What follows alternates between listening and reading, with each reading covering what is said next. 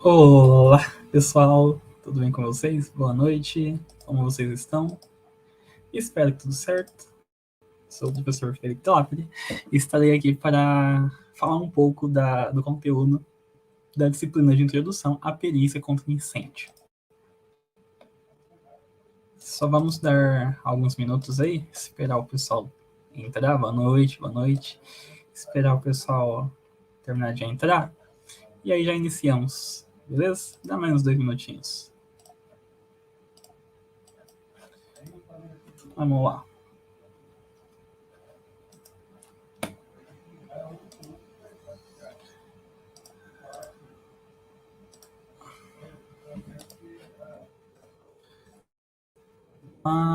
Boa noite. Aguardando aí alguns minutinhos para iniciarmos.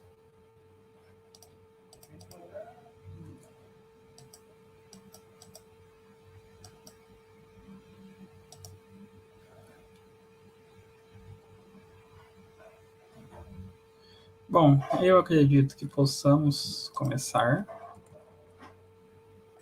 Só deixa eu ver se a minha internet caiu. Porque talvez tenha caído. Não, tá funcionando. Tá funcionando. Tá, então eu acho que podemos começar.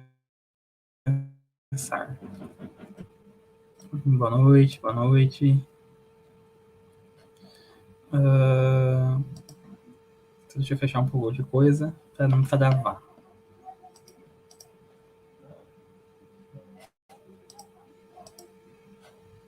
Vamos lá. Mais um minutinho. E começamos.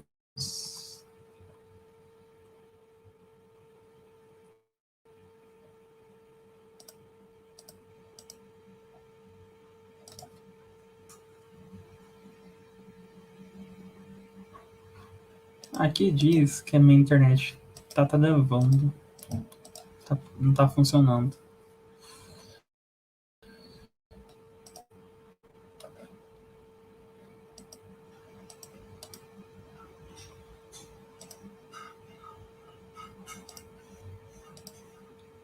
Só deixa eu tentar resolver isso, para vocês não sofrerem. Boa noite. Enquanto isso, vocês estão entrando, né? Boa noite. Vamos lá. Deixa eu testar pelo celular, ver se vai funcionar. Se tá rodando certinho. youtube.com/watch v igual mp7v14. Internet de casa, né? D7 em dia de chuva. Isso é importante. Isso conta.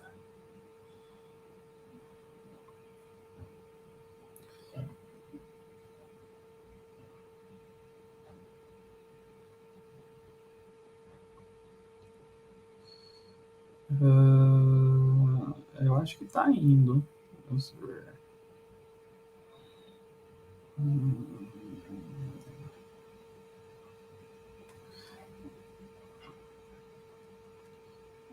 Abriu. Deixa eu mexer.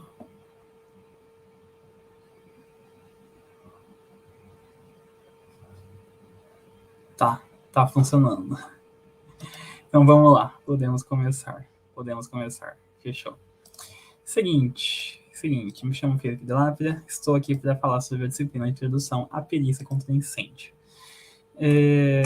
Trazendo um pouquinho aí de mim, sou engenheiro mecânico, sou mestre em engenharia mecânica, tenho aí algumas especializações, sendo elas em processos da qualidade, segurança do trabalho, perícia em engenharia, educação, e desde quando eu me formei lá em 2017, eu venho atuando aí em todas as áreas, né? Tanto como professor, tanto como coordenador, tanto quanto engenheiro, né? Então eu sempre estive na indústria e continuo na indústria. E não pretendo largar tão cedo. Bom, fiz após... Deixa eu só colocar um ponteiro aqui. Fiz após de segurança do trabalho e venho atuando na área prevencionista desde então, né? Pelo menos parte da minha atuação. E aí, por isso que eu vou falar um pouco sobre perícia na engenharia com vocês. As perícias, só para a gente dar uma introduzida aqui, as perícias elas são categorizadas ou classificadas em diversos campos. E aí eu destaco a perícia que ocorre de explosão, de incêndio, que é o nosso grande foco, e perícia de engenharia como um todo, tá? Mas principalmente de explosão e de incêndio, porque vai ser meio que a mesma coisa, tá? Basicamente. E aí, fora isso, existem outros tipos de perícia, né? Contábil, informática, ambiental e assim por diante. Mas nosso foco aqui é perícia de incêndio. Então, para começar a entender a perícia de incêndio, a gente precisa entender quem executa essa perícia, que é o perito, né? Que pode ser você, inclusive. O perito ele vai ter algumas funções, algumas tarefas que são importantes. Dentre elas, nós temos realizar as observações pertinentes do local. Então, o perito ele vai chegar no local, ele vai entender o local, vai buscar entender o que houve. Então, observar de forma criteriosa. Realizar a definição de onde será feito o registro fotográfico, né? Então, ele tem que montar um laudo. Então, se ele está falando que o incêndio começou na cozinha, ele tem que tirar uma foto tentando mostrar o início do incêndio, o foco do incêndio, né? Mostrar a foto, se ele está falando que o incêndio se alastrou pela ala norte de um prédio, ele tem que mostrar por que ele está concluindo isso, né? Então, por meio de registro fotográfico, por meio de evidências, enfim, ele precisa, então, trazer essas provas, essas comprovações.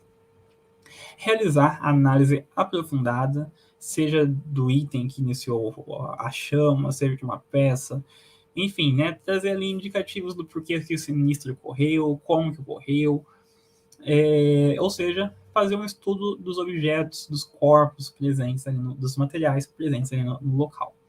Realizar a reconstrução da cena minutos antes do acidente, isso aqui é muito importante.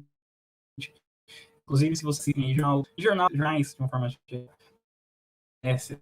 sempre acontece um acidente, ou quase sempre acontece um acidente, inclusive acidentes relacionados a incêndio, o próprio jornal, ele refaz de forma computacional minutos ali antes do incêndio, né? Então, tem dois casos muito particulares que eu lembro. Foi faz bastante tempo já, uma menininha que foi jogada aí da janela pelos pais, e aí tem toda a animação dos pais pegando a menininha, jogando pela janela, enfim. E outro de incêndio, de um acidente que houve em algum aeroporto, não lembro qual, que o avião trombou no prédio desse aeroporto. Acho que foi de São Paulo, já faz bastante tempo também. E aí também tem essa modelagem. Então é importante que essa modelagem, essa reconstrução seja feita para entender, de fato, se é possível, né, aquela hipótese que foi levantada pelo perito. E realizar a solicitação ou as requisições aí técnicas de ensaio de laboratório, se for necessário, né? Então, por exemplo, pegar uma camiseta na cena do incêndio, o cara fazer um exame de DNA, enfim, cabe ao perito fazer essa solicitação. Cabe ao perito ainda realizar a elaboração de laudos, né, o que não é nenhuma surpresa para nós, realizar a construção de relatórios informativos, né? Então, faz parte ali do laudo, o que você está apresentando, o que você está colocando como hipótese, que você está alegando, enfim. Faz parte também realizar as funções dadas aos auxiliares, cobrar as funções dadas aos auxiliares, né? Então, se você trabalha com alguém, você tem que cobrar que esse trabalho seja feito, tem que cobrar resultados, tem que cobrar que seja feito entrega no prazo e assim por diante. E também manter sempre atualizado quanto às novas tecnologias, né? Então surge uma nova tecnologia de investigação, surge um novo ensaio de laboratório, enfim, né? Você estar sempre atento para que você possa otimizar seu trabalho, né? Ter maior assertividade e menor tempo de investigação. Bom, dito isso, né, uma vez que a gente apresenta as atribuições, ou pelo menos as principais funções de um perito, a gente vai para os campos de atuação de um perito, no caso do perito de incêndio, né? O perito de incêndio ele pode atuar em 3 vertentes, né, ou 3 frentes. A primeira seria a fase preventiva, a segunda a fase estrutural e a terceira a fase de combate. Na fase preventiva, como o próprio nome já diz, ou nos sugere, é uma questão de prevenção.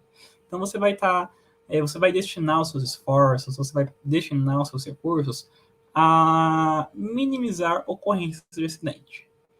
Você pode também atuar na fase preventiva, realizando estudo com base em incidentes passados, com base no histórico da empresa, com base em históricos aí de grandes acidentes, para que você possa entender, olha, naquele acidente ocorreu tal coisa para ter uma explosão.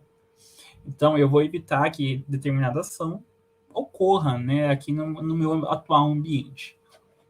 Enfim, você estudar o que já aconteceu no passado e tentar aplicar de forma positiva para você. Realizar identificação das responsabilidades, né? Então, você vai ter seu responsável ali pelo ambiente, então você tem que entender quem são os responsáveis, para quem você vai destinar e tal. E realizar revisão das normas de segurança de forma periódica. Bom, então, uma vez que você vai realizar a revisão das normas de segurança de forma periódica, você tem que entender essas normas. Você precisa estar ciente, porque as normas mudam muito, assim como leis se atualizam, enfim. Então, você precisa entender, estar sempre ciente ali no que está acontecendo, para que você não cite uma norma, uma legislação, uma NBR que seja desatualizada no seu laudo, tá? Isso vai pegar fio para você, no seu lado profissional, enfim. Então, é interessante que esse tipo de ação não ocorra. Bom, essa é a fase preventiva. Depois, nós temos a fase estrutural. Na fase estrutural, nós temos, então, como principais atribuições a realização de anotações e observações a respeito do projeto. Então, a gente vai pensar, fase estrutural. A estrutura está feita, eu vou avaliar uma estrutura. Então, você tem que pensar o que ela vai... o que ela pode apresentar de risco. Né? Então, você vai observar, olha, talvez seria interessante ter um incêndio aqui, um extintor de incêndio aqui, enfim, você começa a observar toda a estrutura. Seria interessante ter uma porta incêndio ali, enfim, começar a desenhar ali o seu projeto. Propor novas soluções, que é exatamente isso que eu estou fazendo com vocês, e realizar observações a respeito dos profissionais atuantes, né? Então, entender se os profissionais ali da área, de fato, conseguem ter informação para atuar, exercer a função que eles estão exercendo, bem como propor e realizar programas de capacitação e treinamento. Então, você, como responsável, detentor do conhecimento, você pode treinar a sua equipe, dar mini cursos, dar palestras, enfim. Então, aqui, tudo isso na fase estrutural. Na sequência, nós temos a fase de combate. Na fase de combate, então, cabe ali ao perito realizar observação a respeito dos equipamentos, observar as ações e atitudes dos colegas de trabalho, propor treinamentos. E aí, essa fase de combate, como o nome sugere, tentar combater os perigos. Né? Então, por isso que a gente vai realizar uma observação a respeito do equipamento, porque o equipamento pode representar um perigo. Por isso que a gente vai fazer uma observação em relação às atitudes dos colegas, porque os nossos colegas podem estar trabalhando errado, podem não estar trabalhando com todo o cuidado que eles deveriam, enfim. E depois nós temos uma última fase, que é a fase investigativa ou de perícia, de fato. E nessa última fase, então, cabe ali realizar a melhoria e otimização das técnicas, bem como o fornecimento de informações a respeito dos laudos, que eu sei que vai executar esse laudo. Temos também, caso você não execute o laudo, você vai estar participando em algum momento da construção desse laudo. Então, você vai ter que dar uma justificativa, às vezes, tirar alguma dúvida, explicar algum motivo e assim por diante. Bom, dito isso, né, uma vez que a gente já apresentou o papel do perito, nós temos aí o papel da perícia. O papel do perito é a pessoa que vai executar a atividade. O papel da perícia é a função como um todo, né, a responsabilidade da função como um todo perante a sociedade. E aí nós temos questões relacionadas à tomada de decisão em situações de emergência, evitar possíveis ocorrências de acidente, realizar a indicação de responsáveis para assumir uma tomada de decisão, para assumir um determinado posto de trabalho, realizar estudo financeiro do local, para tentar ajudar em questões de seguro, questões de pagamento, talvez o local seja muito caro, tirar do local e assim por diante. Temos também, além do papel da perícia, as responsabilidades da perícia. E aí nós temos realizar a limitação de trânsito, né? Então vamos pensar, pegou fogo lá num apartamento, num prédio, numa casa. Você não vai deixar as pessoas passando livremente pela rua, em frente da casa, né? A gente tem que limitar esse trânsito, limitar a passagem de pessoas ou de carros e assim por diante. E aí é a sua responsabilidade cuidar disso. Não que você tenha que fazer, né? Você vai ficar lá impedindo. Aí você chama uma polícia, né? Enfim, você tem que tomar as ações necessárias. Você chama a polícia vai lá e bloqueia o local, né? Mas se ninguém fizer isso, você tem que fazer. Realizar o impedimento do deslocamento de materiais, que é muito importante. Ninguém pode mexer na cena do crime, ou na cena do acidente, ou na cena do ocorrido, porque se retirar algo do local, pode estar retirando uma pista, ou retirando uma prova.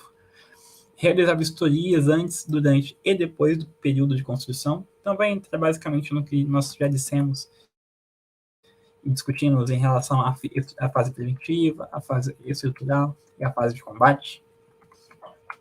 Realizar sugestões de modificação ou de melhorias, como também nós já discutimos ali agora há pouco. Uma vez que você é o perito, você deve buscar sempre pelo culpado. E para você buscar sempre pelo culpado, a gente deve buscar e nos atentar a alguns pontos importantes. Por exemplo, o local que se iniciou a queima, né? Então, para eu entender toda a situação, saber onde se iniciou a queima, qual foi o foco inicial do incêndio, é muito importante. Buscar pela corte de material que deu início à queima, então foi um rastro de álcool que deu início à queima, foi um material eletrônico que deu início à queima. Então, buscar por esse rastro de álcool, buscar por esse eletrônico, para entender o início. Utilizar recursos fotográficos e digitais, né, para registrar, para você colocar no seu laudo. Realizar ali nos escombros em busca de evidências. Realizar execuções de desenhos e plantas baixas. Né, caso, vamos lá, é um apartamento, é uma casa. A gente sabe que muita casa não é feita com arquiteto, com engenheiro civil, as pessoas só vão e fazem uma casa. Então, caso não tenha uma planta, né, você faz ali essa planta baixa, pelo menos um rabisco, né, um croquis, para conseguir entender possíveis caminhos. Buscar por testemunha, né, que seja disposta da informação, ou entrevista, e esse é um ponto muito importante, tá? Porque a testemunha pode dar informação falsa. Então, aqui é um ponto de atenção muito, muito válido de ser destacado. E realizar uma análise dos prejuízos e valores envolvidos, né, caso essa queima tenha ocorrido. Bom, falamos bastante coisa, agora a gente vai entrar nas etapas da perícia. As etapas da perícia consistem em 5 fases. A primeira é verificação do aspecto geral do local, entrevista com as pessoas, movimentação do escombro, identificação das fontes geradoras do acidente, identificação do sentido da queima. Bom, então, vamos lá, vamos pensar no passo a passo. Cheguei lá no ambiente que teve incêndio. Então, eu começo a olhar de forma geral, o aspecto geral da coisa. Etapa 1. Uma vez que eu olhei de forma geral as coisas, aí eu vejo que tem uma senhorinha lá no canto que estava olhando o tempo todo. Ou a vizinha que estava de olho. O prédio da frente tinha alguém olhando. Eu vou lá e tento entrevistar as pessoas. Retirar o máximo de informação possível. Aí, uma vez que tudo isso foi feito, as pessoas, né, em paralelo, as pessoas vão sendo afastadas, o incêndio vai sendo controlado. Tudo isso foi se acalmando, aí eu vou lá e faço movimentação do escombro, né? Não vou chegar e já fazer, vai estar quente, vai ter gente fazendo círculo, amontoando em cima. Então tem que ter um controle para depois fazer a movimentação. Etapa 3. Etapa 4, identificar as fontes geradoras ali do incêndio no ambiente.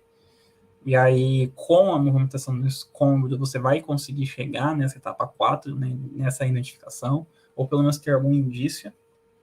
E depois, realizar a identificação do sentido da queima, né, para você entender para onde que o fogo foi queimando. E isso aqui é muito legal, e eu já vou falar sobre isso daqui a pouquinho. Que é agora. Falando então do sentido da queima. Muitas vezes a queima deixa rastro. E aí, deixar rastro, a gente consegue entender, pelo menos ter uma noção da onde que ela iniciou e da onde ela foi, qual caminho ela foi seguindo.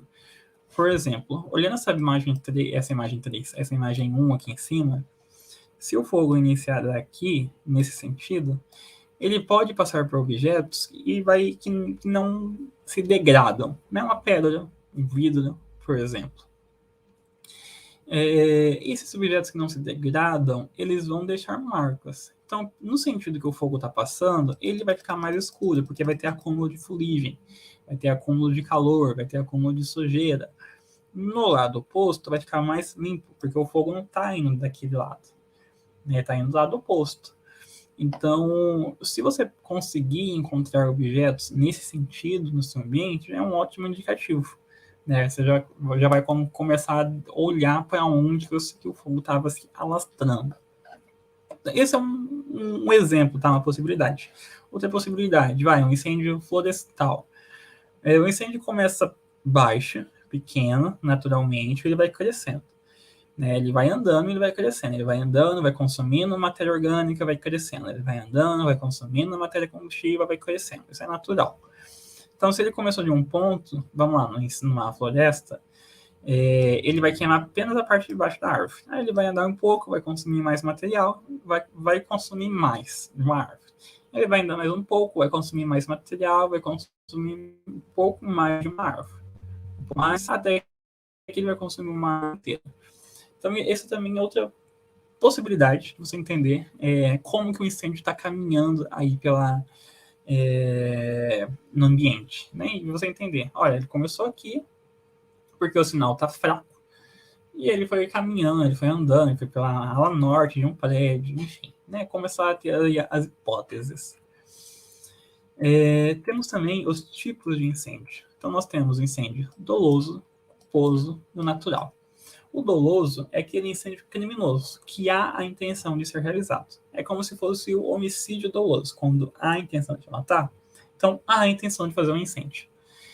Há um incêndio culposo, não há a intenção, mas for por uma imprudência, foi uma negligência. Então, por exemplo, tem lá uma placa, não fume no local sujeito a incêndio. Mas eu fumo, então eu vou lá, fumo escondido, ninguém tá vendo, vou lá, fumo escondido e pega fogo. Eu não tive a intenção de colocar fogo naquele local, mas eu fui imprudente, tá fumando em um local que eu não podia. Eu fui negligente, tá fumando em um local que eu não podia. Então é um incêndio culposo. E existe aquele incêndio que é natural, né? E aí esse incêndio natural ele pode ser provocado por um raio, ele pode ser provocado por um curto-circuito. Então são falhas mecânicas, são fenômenos naturais, são explosões químicas, enfim, são falhas que acontecem.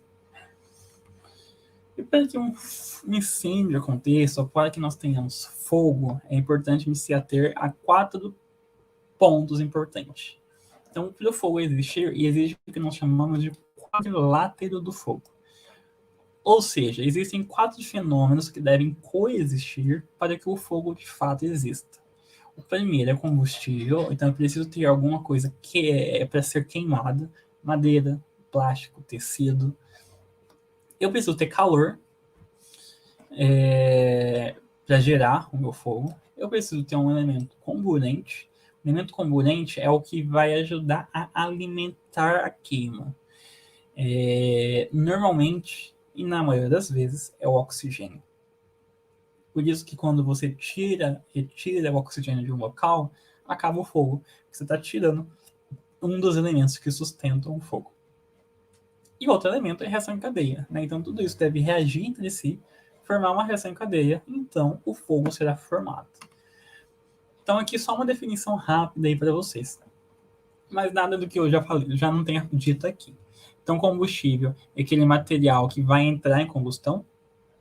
Então, tecido, plástico, madeira, enfim. Comburente é o alimento elemento, perdão, que irá ativar a combustão. É um elemento muito abundante, como eu disse, o oxigênio. Reação em cadeia, as chamas se tornam próprio produtora de combustível, elas vão se retroalimentando, enfim, é toda uma reação que vai acontecendo. Calor, então calor é uma energia necessária para provocar a agitação das moléculas, e o calor ele pode ser provocado, pode ser gerado por atrito ou fornecido de uma fonte externa, né? Então caiu um raio, já tem um calor ali, uma máquina mecânica está gerando atrito, calor, então vai depender da situação. Temperatura de ignição, e aqui eu vou trazer outros conceitos, outras teorias, que não estão relacionadas diretamente ao quadrilátero do fogo, mas que são importantes que a gente saiba. O primeiro conceito, a primeira teoria aí, é a temperatura de ignição. Então é quando as chamas alcançam a temperatura superior aos da queima, e como consequência, inicia a queima de outros materiais. Então, por exemplo, para eu queimar, deixa eu pegar alguma coisa aqui, para eu queimar esse pedaço de plástico, eu preciso ter uma temperatura de 150 graus. E para eu queimar esse fone de ouvido, preciso ter uma temperatura de 180. Então, se eu tenho 150 graus, eu estou queimando isso aqui, mas o fone de ouvido ainda não. Mas queimou tanto isso aqui, fez tanto calor, tanta reação em cadeia, que de 150 passou para 160, 170, 180 e chegou a 180. Então, nesse momento, eu tenho uma temperatura de ignição. Então, eu estou começando a queimar outros elementos do meu ambiente. Ponto de fulgor é a temperatura mínima necessária que o combustível precisa atingir para liberar vapores para que se inicie a combustão.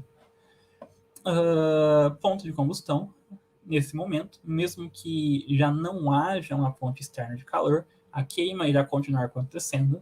Então, o ponto de combustão, mesmo que a máquina que estava gerando atrito não esteja mais gerando, o raio que tenha gerado calor não esteja mais presente. Mas já teve tanto fogo ali no local, o próprio calor por fogo é suficiente para o ponto de combustão. E o ponto de ignição, ao atingir determinada temperatura, o combustível irá liberar uma quantidade tão grande de vapor e fogo, e o fogo já será tão intenso que irá pegar fogo só pelo contato com o elemento componente, normalmente com oxigênio. Então já é uma temperatura muito intensa, um calor muito intenso, que as coisas vão começar a pegar fogo de forma... fugiu a palavra, né? De forma instantânea, essa é a palavra. E aí, uma vez que as coisas estão pegando fogo, existem 3 formas do fogo se propagar. A primeira é por um processo chamado convecção.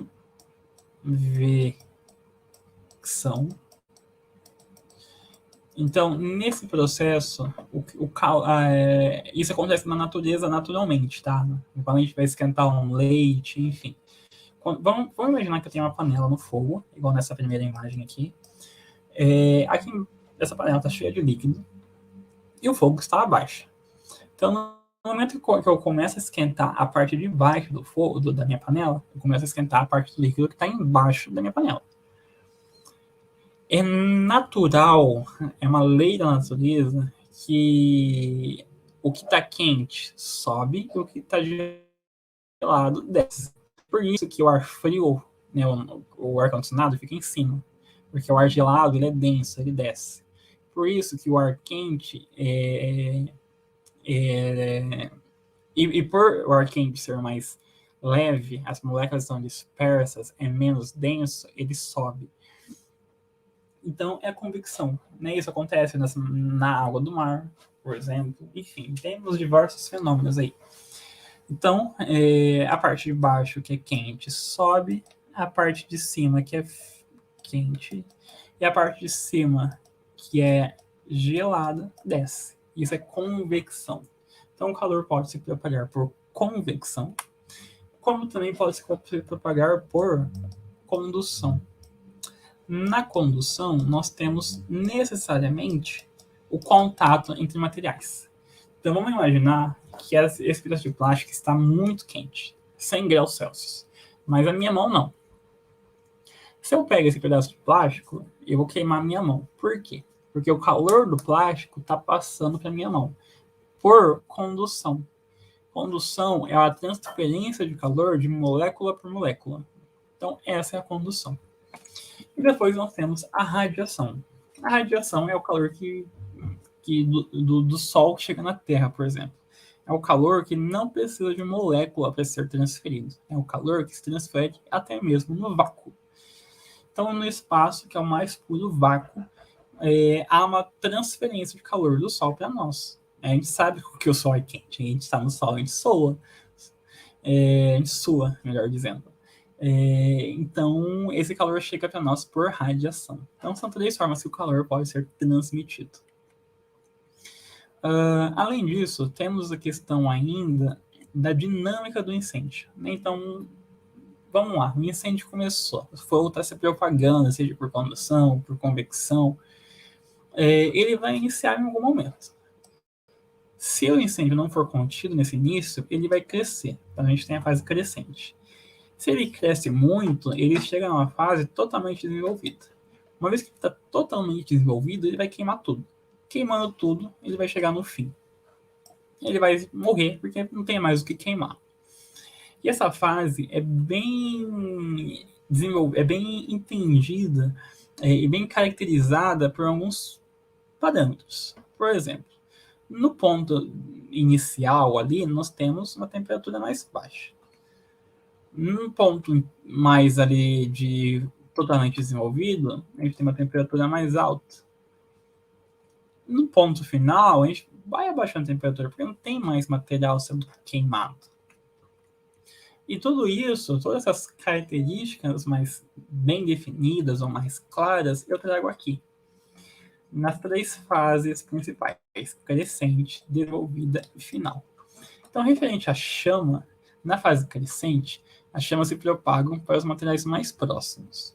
Na fase desenvolvida, ela generaliza, ela começa a consumir tudo que tem ali próximo, né? Vai consumindo tudo. E na fase final, a gente tem a extinção da chama, porque não tem mais o que consumir, já queimou tudo. E o combustível? Na fase crescente, nós temos combustível em abundância, né? Então, imagina, começou a pegar fogo numa fábrica de sofá. No início, eu vou ter muito material, eu vou ter muita espuma, muito tecido para queimar. No final, não. No final, depois que queimou tudo, eu não vou ter mais combustível disponível. Na fase desenvolvida, já queimei uma boa parte na fase inicial. Então, eu vou ter um combustível limitado agora. Oxigênio. O oxigênio é importante porque é o nosso elemento comburente. No início, tem muito oxigênio presente. Muito oxigênio disponível no local. Depois, eu vou consumindo, ele vai ficando mais restrito, até que eu chego na fase final, que ele vai ficando uma proporção muito baixa, né? uma quantidade, uma concentração de oxigênio já muito baixa, porque eu consumi muito. A temperatura ambiente, no início, naturalmente, ela vai estar um pouco menor. Na fase desenvolvida, eu vou ter uma temperatura, vai ter uma grande diferença de temperatura entre o teto e o piso. O piso vai estar um pouco mais com uma menor temperatura, enquanto que o teto uma maior temperatura. Por isso que, se vocês observarem nos filmes e nas séries, quando há um incêndio, as pessoas agacham ou deitam no chão e se rastejam, porque é o lugar que tem menor fumaça e o calor não está tão grande quanto você ficar em pé. Na fase final, a gente vai ter temperatura muito alta, independente do local, né? Já queimou tudo, já pegou fogo em tudo, então em cima e embaixo vai estar uma temperatura absurda. E a duração de curto espaço de tempo. Na fase crescente, a gente tem uma ascensão mais grande ali da massa gasosa. Na fase desenvolvida, nós temos uma maior quantidade de calor. E na fase final, nós temos ali a presença de muita fumaça.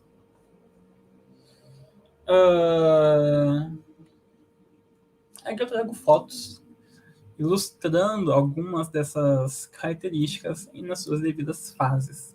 Então, na fase inicial, nós temos ali um fogo que está iniciando ali em algum objeto, sofá, por exemplo, mas que eu ainda consigo andar, consigo caminhar, consigo tentar combater esse fogo se for necessário. Uma outra fase de crescimento, se vocês observarem, o teto já está mais uma fumaça mais acumulada. Porém, a fase de baixo, se eu rastejar, se eu caminhar curvado, ainda consigo fazer alguma movimentação ali. Aí começa a crescer muito, desenvolver muito esse fogo, uma fumaça muito grande, muito intensa, e aí eu já não consigo mais ter essa liberdade de movimentação igual eu tinha antes. Uma vez que o fogo se desenvolve nesse nível, nós chegamos na fase totalmente desenvolvida, e aí a fase totalmente desenvolvida, você já não consegue ter mais respiração, movimentação bem limitada, até que a gente chega no final, né, vai consumir tudo que tem para consumir, vai queimar todo o sofá, vai queimar geladeira, vai queimar cortina, tapete, depois vai morrer o fogo, porque não tem mais o que consumir. Bom, dito tudo isso que foi apresentado, diante de tudo isso que foi apresentado a vocês, nós chegamos em um momento bem interessante da nossa aula, que é a fase, que é o estudo das causas do incêndio. Bom, as causas de incêndio, elas se dividem em 3 causas, como nós já entendemos, que são as naturais, as negligenciais e as criminosas. Então, naturais, uma descarga elétrica, uma combustão espontânea. Negligência é uma pessoa que fuma no lugar errado, mau contato entre cabo, curto-circuito, aquecimento em excesso. E criminoso é quando você, né, tem uma pessoa que vai lá e bota fogo por maldade. Então, temos as 3 causas ou motivos. Dentre essas causas, no Brasil, mais de 50% dos incêndios não tem uma causa definida. E por que não tem uma causa definida? Porque você está queimando as evidências, né? Então, vamos imaginar que a causa é por negligência, né? Então, sei lá, um curto-circuito nos cabos. Pegou fogo nos cabos, derreteu os cabos. Não tem como eu saber, eu afirmar que foi curto-circuito. Não tem como eu saber que alguma coisa pegou fogo de forma espontânea. Não tem como saber. Incêndio criminal. Muitas vezes o incêndio está queimando todos os rastros, todas as pistas, todo. Então é difícil você ver. Por isso que nós temos essa idade. 2018 tem um acidente envolvendo incêndio. E aí nós temos alguns dados referentes a esse levantamento. Desses 531 incêndios, a maior parte ocorreu em comércio. Uma parte representativa ocorreu em depósitos, de forma geral. A terceira parte mais significativa, mas que também já é bem pequena, ocorreu em centros educacionais. Perdão, pulei aqui, ó, indústrias, ocorreu em indústrias, não foi centros educacionais não, indústrias, são 16%. Depois nós temos aí edificações, em local de reunião pública, em centros educacionais, enfim. Temos aí diversas possibilidades. De forma mais detalhada, né? Então no comércio foram 190 ocorrências, nos depósitos 114, centros educacionais 27, indústria 28, enfim, que é aqui de forma detalhada por curiosidade. E aí, uma vez que a gente está investigando o incêndio, e como eu disse, a gente deve estar sempre atento e atualizado nessas legislações, e temos também a fase inicial, né? Aquela fase de vistoria, enfim, é importante que a gente tenha laudos, mesmo na fase inicial. E aí, vamos imaginar que um prédio está sendo construído. E aí eu vou lá, faço a perícia desse prédio para liberar, né, para uso, enfim, são procedimentos padrões aí que ocorrem. A depender do prédio, não só prédio, tá? A depender da construção, eu vou ter um tipo de projeto e algumas documentações a serem entregues. Então, por exemplo, uma indústria que vai possuir ali 5.000 funcionários, vai ter que entregar algumas documentações que um prédio de 2 andares, né, uma sobreloja, não precisa. Então, entender o nível de construção é muito importante. Porque entendendo o nível de construção, eu vou ter um projeto técnico simplificado, técnico para instalação e ocupação temporária, ou técnico para ocupação temporária e edificação permanente. E aí eu trazer alguns documentos que vão caracterizar cada um desses projetos. Então, dentro do projeto técnico PT, eu vou ter, eu vou seguir essa legislação quando for nessas características. Uma edificação ou área de risco que possui área construída maior de 750 metros quadrados, com mais de 3 pavimentos, ou área construída maior que 1.500 metros quadrados, com mais de 6 metros de altura. Se não se enquadra nessas características, não é o projeto técnico que eu tenho que apresentar. Não são as documentações do projeto técnico que eu tenho que apresentar. Das documentações do projeto técnico, nós temos formulário de segurança, procuração do proprietário, comprovante de responsabilidade técnica, planta das medidas, quando houver a implantação, quando houver mais de uma edificação ou área de risco dentro do mesmo lote, ou documentos complementares, quando necessário. Depois, nós temos o projeto técnico simplificado, PTS. O PTS ele vai ser realizado quando houver a regularização de edificação com áreas construídas de até 100 casas. Perceba que no técnico é superior, demais aqui, é superior a 750 metros quadrados. No simplificado, é simplificado. Então, é até. E com até 3 pavimentos. Possui área construída menor que 750 metros quadrados, com no máximo 3 pavimentos, ou até 1.500 metros quadrados, com no máximo 6 metros de altura. Passou disso, projeto técnico. Não possuir subsolo como local de reunião público e ter lotação máxima de 250 pessoas.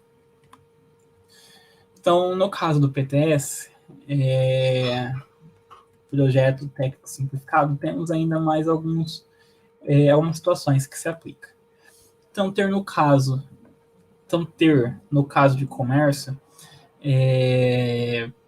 que faz a revenda de gás liquefeito, né, o GLP, armazenamento de até 12.450 quilos, 980 botijões, né, pessoas empresas aí que vendem botijão de gás, armazenar no máximo 20 metros quadrados de líquidos inflamáveis, armazenar no máximo 10 metros quadrados de gases inflamáveis, metros cúbicos, perdão, e não manipular ou armazenar produtos perigosos à saúde humana, ao meio ambiente ou ao patrimônio, como explosivos e produtos químicos de uma forma geral. Temos ainda o projeto técnico PIOT, projeto técnico para instalação e ocupação temporária. O último P. É utilizado para regularizar edificações relacionadas a circo, parque de diversão, feira de exposição, feira agropecuária, rodeio, show, enfim, tudo que é temporário. Então, o prazo máximo deve ser de até 6 meses, essa licença, e pode ser renovado uma vez, por até 6 meses também. Então, existe um formulário de segurança contra incêndio referente ao projeto. Deve apresentar um memorial descritivo, um atestado de brigada de emergência e comprovante da responsabilidade técnica. Já o projeto técnico permanente, ele deve ser utilizado para regularizar as ocupações do grupo F. O que são os grupos F?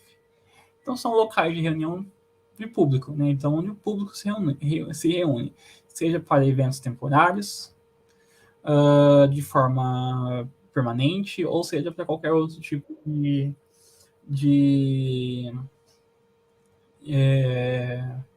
situação que vai juntar pessoas.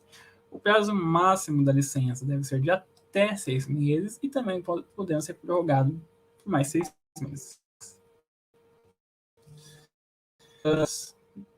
Nós temos aí algumas documentações que são importantes para os projetos permanentes, que é o auto de vistoria do Corpo de Bombeiros, que é um documento emitido pelo Corpo de Bombeiros, né, certificando ali no ato da vistoria que houve a vistoria, certificado de licenciamento do Corpo de Bombeiros, e é um documento também emitido pelo Corpo de Bombeiros, que apresenta ali documentações comprobatórias, certificando, informando dados da construção, áreas de risco, algumas exigências, e também o termo de autorização para adequação.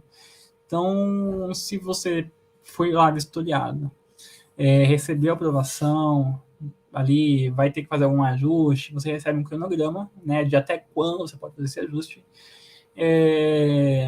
mas tu pode estar autorizado a funcionar de forma temporária, né? Então, esse termo de autorização para adequação, ele tem um período de tempo. Lembrando que em alguns casos você não pode funcionar até que essa adequação seja realizada. E aí, caminhando aí para as últimas etapas aí da nossa aula, deixa eu ver se temos nosso chat rapidamente. Bom, então caminhando aí para as últimas etapas da nossa aula, nós temos a questão de avaliação de risco. A avaliação de risco, então, ela é prevista em lei, e nós temos, então, o Plano de Prevenção contra Incêndio, que é o PPCI. O Plano de Prevenção contra Incêndio é um documento, vai juntar, né, vai ser um conjunto de informações. Então, vai conter informações ali, documentos relacionados ao projeto, à instalação, os documentos de corpo de bombeiro, os estudos e também todos os pontos onde a gente deve instalar equipamento de segurança, seja coletivo, seja individual, pontos de fuga, pontos de evacuação, enfim, tudo isso previsto por normas brasileiras, né? Então, nós temos a NBR de 1989, a NBR de 2013, que é a número 19.898, agora sim, que determina aí alguns pontos importantes do PPCI. Então, a presença do certificado de licenciamento do Corpo de Bombeiros, que nós já discutimos o que é, um plano simplificado de prevenção contra incêndio, destinado ali a edificações ou instalações com área menor ou igual a 700 metros quadrados ou até 3 pavimentos. Um plano de prevenção contra incêndio, que vai exigir, que vai conter aí essas informações, né, todas essas documentações que a gente está discutindo e apresentando até agora. Dentro da avaliação de risco, dentro desses planos, né, essas documentações, esse PPCI, esse plano de prevenção contra incêndio, será exigido para edificações com área construída superior a 750 metros quadrados, ou para instalações que possuam mais de 3 pavimentos, ou para instalações que possuam central de GLP, ou para instalações que sejam locais de reunião de público, restaurante, boates, salões, ou ainda para instalações que armazenam ou comercializam líquidos inflamáveis, ou ainda para qualquer tipo de instalação que se enquadre como risco, como instalação de alto risco de incêndio. Então, no processo de investigação, a gente tem que sempre buscar identificar o problema, definir o problema, né? Então, tem ali várias possibilidades. Eu defino uma. Eu coleto os dados, né? Por quanto tempo o incêndio durou, aonde começou, o que queimou. Eu faço análise desses dados. Eu desenvolvo hipóteses, tá? Então, começou determinada hora da noite por conta de um raio, por causa que estava chovendo, não sei o quê. Eu valido essas hipóteses, né? Então, busco comprovar essas ideias. E aí eu finalizo a minha investigação. Das investigações, então, reforço, existem os incêndios aí que ocorrem naturalmente, e existem equipamentos dos quais podemos recorrer para buscar entender se foi um incêndio natural, né? Então, câmeras, por exemplo, pegou um acidente, pegou fogo num balcão, lá, num prédio comercial à noite, não tinha ninguém. As câmeras não conseguiram pegar nenhum tipo de movimentação, foi estranho. né? Ninguém entrou, ninguém saiu, não tinha ninguém. Então, existem equipamentos, seja de filmagem, equipamentos mais modernos, para você conectar na rede e entender se houve algum momento de aumento de tensão, enfim, existem equipamentos para a gente começar a estudar essas investigações. Uma vez que ocorre um incêndio, né, então a gente tem que barrar entradas de pessoas, barrar que as pessoas tenham contato com esses objetos para não danificar, não tirar possíveis pistas, possíveis provas e assim por diante. Reforça a questão de incêndios, que a questão de nem sempre será possível determinar com certeza ou com grande nível de certeza o motivo do incêndio, mas que o incêndio vai acabar queimando muita coisa, muitas evidências. E também reforço um outro ponto, que é a questão dos aceleradores. Uma vez que a gente acabei de falar aqui, né, o incêndio vai queimar evidência, vai queimar provas. Existem alguns elementos que podem estar presentes que podem aumentar a força dessa queima. São os aceleradores. Esses aceleradores é, por exemplo, um álcool. Né? Então começou a pegar fogo na minha casa, aqui no meu sofá. Só que lá na cozinha tem, sei lá, 3 garrafas de álcool perto da churrasqueira. A hora que o fogo chegar lá, vai pegar muito mais fogo, muito mais rápido, porque eu estou acelerando esse incêndio. Então existem os aceleradores sólidos, líquidos e gasosos. Né? Então gases químicos, produtos químicos, pó de ferro, um acelerador sólido. Então existem aí esses aceleradores que podem ainda influenciar negativamente na nossa investigação. E dentre o estudo desses aceleradores, você ou os peritos, eles podem buscar essa identificação ou buscar tentar estudar esses aceleradores por meio de alguns equipamentos. Seja por meio de uma pipeta, que eu vou lá, eu pego um pouco do líquido que sobra do local, ou com conta-gotas, ou com um dispositivo de sifão, ou com seringa, ou com um recipiente, uma vasilha, um saco plástico, algodão, vou lá e absorvo um pouco do líquido, gás, enfim, existem diversas técnicas que são utilizadas para você buscar entender ou fazer uma análise desse acelerador, que na maioria das vezes vai ser no estado líquido, né? Álcool, gasolina, combustível, diesel, enfim. Dessa forma eu finalizo aqui a nossa aula. Vou abrir rapidamente os exercícios, né, a atividade mapa aí de vocês, perdão, a atividade APA aí de vocês, só para a gente discutir rapidamente sobre a questão que vocês têm que fazer. Então, deixa eu abrir aqui, me dê um minutinho. Vamos lá.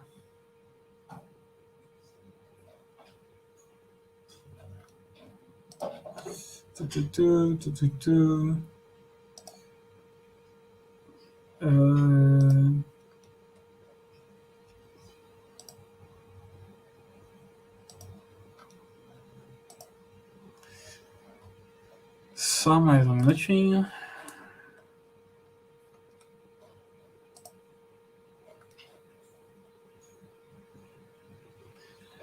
Tá, achei aqui.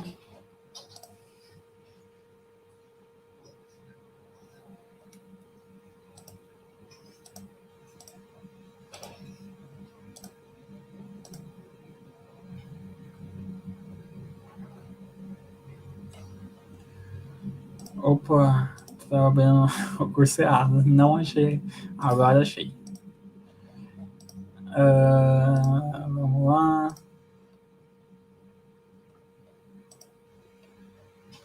Introdução à perícia contra incêndio. Agora foi.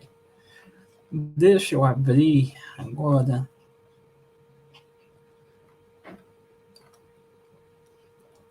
Eu vou abrir o fórum e atividade prática de aprendizagem, que é a nossa APA.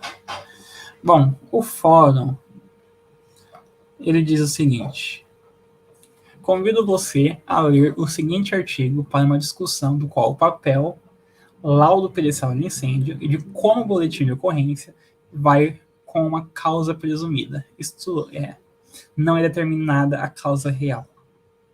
O artigo irá nos fornecer os subsídios para essa discussão e qual seria o impacto de um achismo e a ausência da cadeia de custódios das causas do incêndio.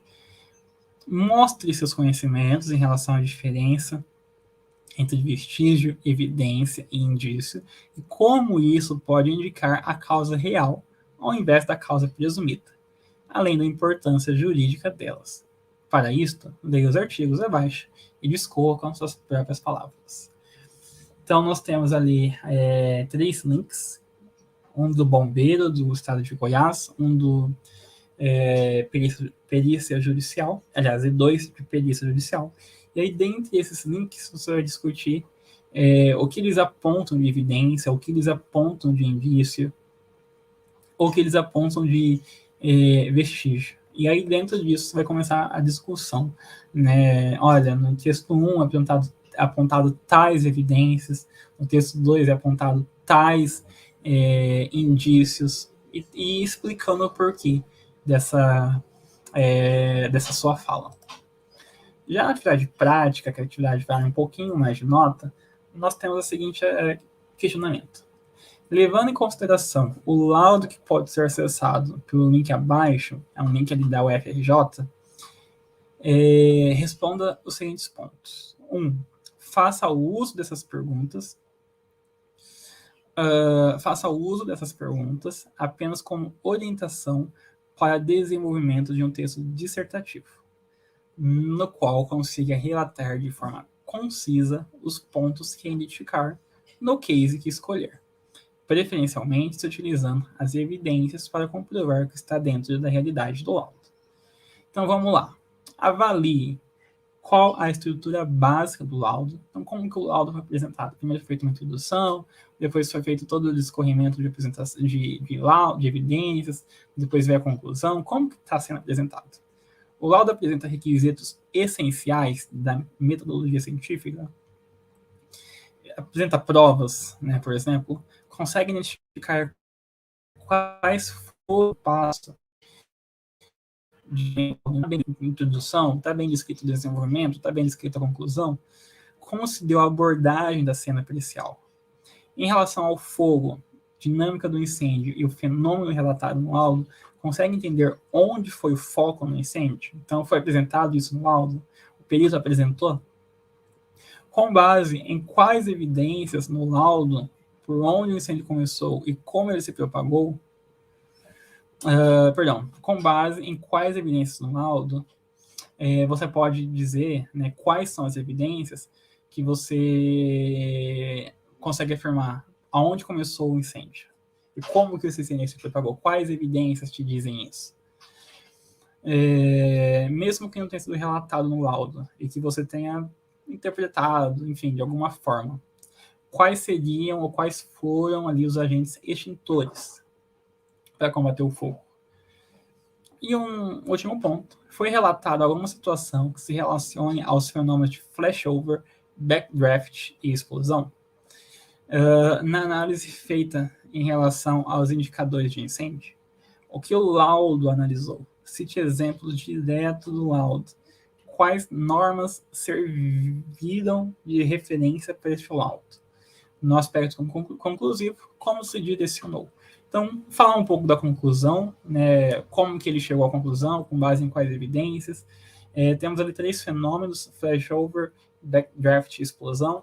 Então, só para refrescar a cabeça de vocês, são fenômenos relacionados ao renascimento, entre aspas, do fogo, né? Então, um fogo está se apagando, aí você vai lá e abre uma janela, por exemplo.